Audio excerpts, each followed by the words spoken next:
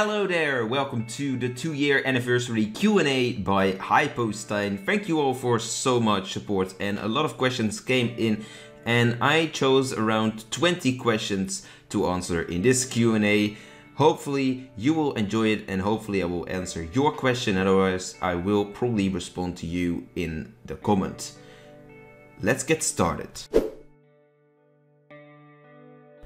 It's actually different things. Like, the first thing that's really important is that I am a creative person and I want to make a job out of something creative. In the past I wanted to be a writer, but I don't like reading books at all, and I figured it was not going to be my thing to become a writer. So later on I felt like maybe YouTuber is a better thing, because I like to watch YouTube videos. I am a gamer, so it was kind of logical to go in this category to become a YouTuber, and I like making videos as well quite a lot. So YouTuber is definitely the thing that I want to be, and that is also why I started this channel. But also a big other motivator is one specific YouTuber that was really motivating me, not like personally, but I'm a big fan of his work. He's Dutch. I will link him in the description. And I've actually talked about him, I think, in the first Q&A as well, which was exactly 1 year ago. Well, I talked about it a little bit earlier. The YouTuber that I really like is Macleod. That's a Dutch name. He actually makes Minecraft videos, but he made Minecraft videos. He also did some other games, but he was mostly known for Minecraft videos. And when I started to play Werewolf Online, I wanted really that summer to become the first summer in which I was going to make videos, because I always wanted to make videos since I was like 14 or 15 years old. And I think it is partly him, but also just the fact that Werewolf Online was so accessible for me to make videos on. There were no other creators really. There were a few like who had bangers on YouTube, like the Hack, for example, which was already there before me. But besides that, there is not really one inspiration besides Macleod.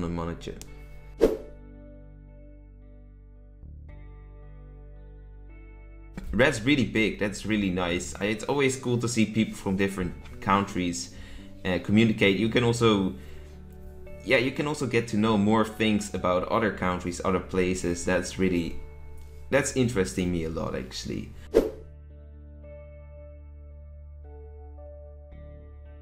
So that is actually a funny story, because my brother, when he made a Minecraft account in 2013, he chose to be hypostein, and that is why I don't have hypostein. Not that he has a YouTube account, but I chose hypostein when I bought Minecraft a few weeks after he did. So when I did that, I called myself hypostein, also because it's the antipole of hyperstein. But also when I was young, I got hypos, that is something with low sugar. So that is the story behind my name, basically. I think it's a very original name, besides being it's stolen from my brother, kind of. But I don't know any other people who have names like that. And also, it is a really easy name to say for a lot of people, I think. It's a really easy name. It doesn't contain numbers, which makes things more clean, I would say. So yeah, that is really the story behind the name Hypostein.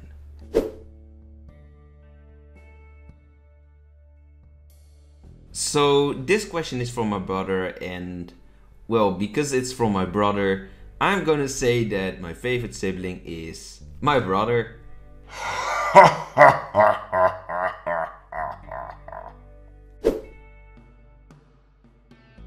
Well, just be yourself. I can guarantee you that using a voice, but not like with a crappy microphone, but you can definitely start with a crappy microphone, but using your voice is really going to make you different. Because the more different you are as YouTuber, like, there are a lot of people who just create gameplays, and then there are a lot of people who copy that. but it does not work. You have to be original, also in the We're Flying community, because there are a lot of creators that just upload gameplays. And you have to be very original, and one of the ways to do that is using your voice in videos like I do. So that's my advice for aspiring We're Flying YouTubers. Favorite chocolate flavor? Well, it is probably milk, but I like the white flavor as well. Although I do more like the milk flavor. And if it's not just a chocolate bar, but like, I don't know, any other product, then I like the dark chocolate as well.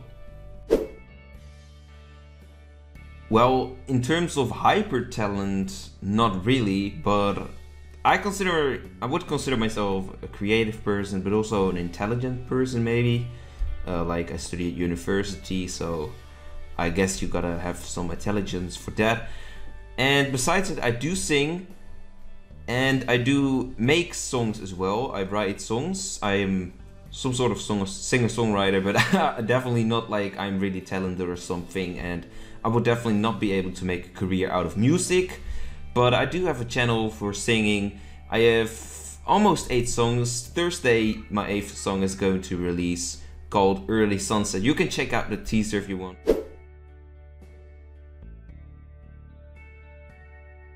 So, do I have a girlfriend? No, I don't. I've never had one, and I don't know if I'm ever going to have one either. And for the other question, my lowest and highest. My lowest are a few actually. I could mention 4 things. 2 are actually the deaths of people in my family. So the first one was my father, but that is so long ago that I don't remember anything of him or just that moment. And the other one was my step-grandmother, and that one was recent, but I was not so emotional for some reason, but it was really sad for my family, obviously, for my stepfather, for example, and for my stepsisters. It was really, really emotional for them, and I really felt bad as well for them. But personally, I was not really that emotional. And for the other 2 things that I was really emotional about, and that is going to sound weird. Yeah, the first one was actually when my favorite YouTuber, Macleod, retired from YouTube and retired from doing a Minecraft server, which was really sad for me. I was really kind of addicted to it. And when he did that, I don't know, it was like a few days that I was really in tragedy. And the other thing was in 2020, actually this year in April, also due to the crisis, of course, that I lost my job that I had for 7 years, and I was really grown to my job. I was really connected to what I did, to the neighborhood where I worked, yeah, which is actually quite here.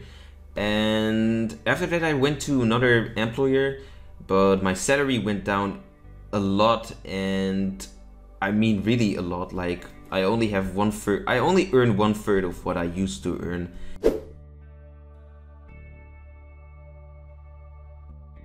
So I would like to go to the United States one day again, because I've gone there in 2015 in holidays and it was a really amazing trip. But I have to say that I probably would not like to live there, but going there as a tourist, I guess, is kind of neat. But I would also like to go to Latin America someday, because I study Latin America studies at the university, so it would make a lot of sense, and I would like to see how it actually is, because at the university I know a lot about, yeah, you learn about theories and you hear things, but you don't see them, like you are not there. So I would like to experience that once, I think. And for the Blunder question, well, I could mention one thing that is really a shame, but I think it's worth mentioning it. When I was like really young, and that was like when we just moved to a place where we lived for a long time, I went into a bath with my brother, and I was like, I think he was 3 or 4 and I was 7, and yeah, I did it. And that was really in the bath. It was really nasty for him. A big blunder, and luckily I didn't do that like when I was 16. We don't have a bath right now, by the way, but luckily it was a blunder that I committed when I was like 7. But it should have been really nasty for my brother. Yeah, rip him. Well, yikes. I don't think I should talk more about it. Yes, I do have 2 cats and 1 dog. I will show you some photos right here. Playing as Forkman. That is Liverpool FC. Well, in 2018, in the summer of 2018, my cousin came here and he introduced me and my brother to Werewolf Online. We played it all together for a few days. It was also the time in which we actually came through because we suicided because we always wanted to be in the same lobby, and back then there was nothing like playing with friends sandbox lobby. You only had quick game with playing with friends, so we wanted to play sandbox for variation, and we had to join basically at the same time. So if we didn't find each other in the lobby, we would just commit suicide. So yeah, screw that.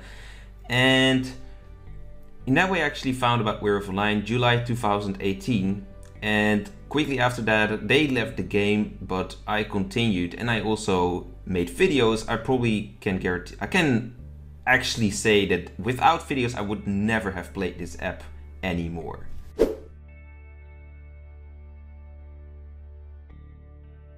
I actually like the idea of a weekly game mode because I would like to see more game modes in general anyways. I think Werewolf Online should, instead of expanding with roles, well, they should also keep adding roles, but they should also add a weekly game mode and maybe just a game mode. I would say a prototype lobby in general for game modes, because at the moment I would say custom games is the only thing that's really different. The other modes, quick game, sandbox, ranked, basically the same but just with different stakes and different players.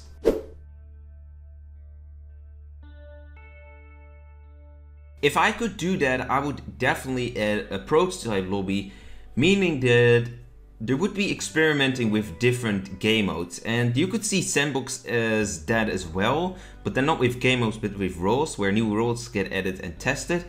I think that is necessary for new game modes so that we can see what game modes would be popular amongst the community and what would be good to add. Hands down, that is Ultra Seer.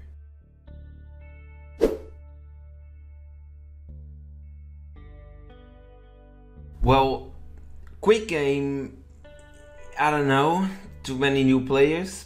Sandbox is cool, ranked is too serious and too toxic, and therefore custom games remains. It's the best mode, hands down. No argument around that. Sandbox is okay, but custom games is by far the best game mode.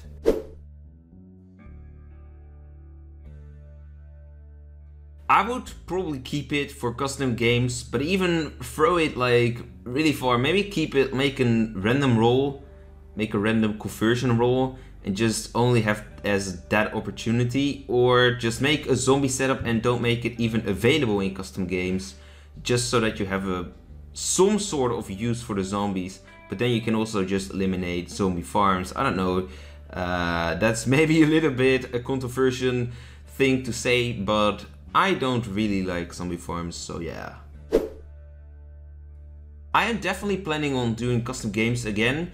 Although the first video was not really great, like there was not so many views, I think I'm going to do it again, resume the series, but give a little different twist. So I'm going to analyze it a little bit more, maybe make it like a sandbox video, but I'm probably thinking about more commentary, like more voice commentary, and just discussing how cool the setup is.